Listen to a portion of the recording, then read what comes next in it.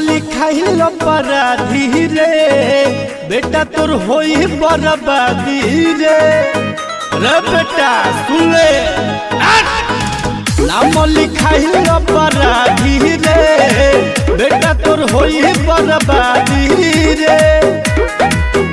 ज्यादा धमकी देवे तो घमसान करा दे हमसे उलझी है मत तोरा गहुआ के समसान बना देबू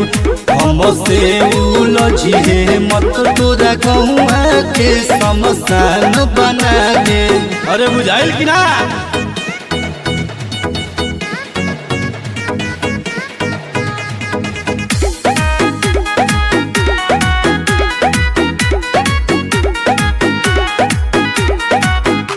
थाना में चले हमर नाम रे रंगदारी कहल रोजो के काम हनु रे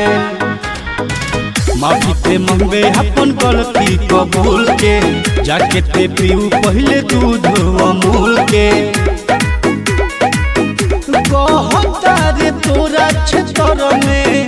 बेटा हम भाषण बना दे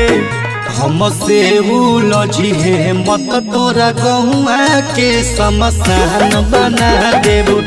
हमसे उलझी है मत तोरा गहुआ के समसान बना दे। अरे बुझाइल कि ना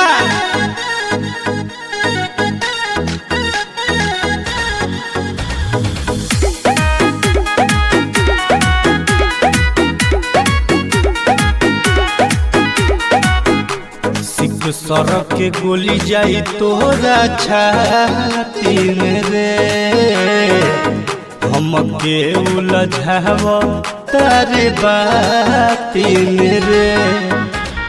सोनू दिन रंगदार अपन जवार के और न पर दुमन तो के फेंकी है कबार के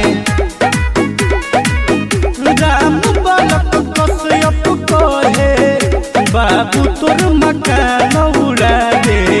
हमसे उलझी है मत तोरा गहुआ के समसान बना देबू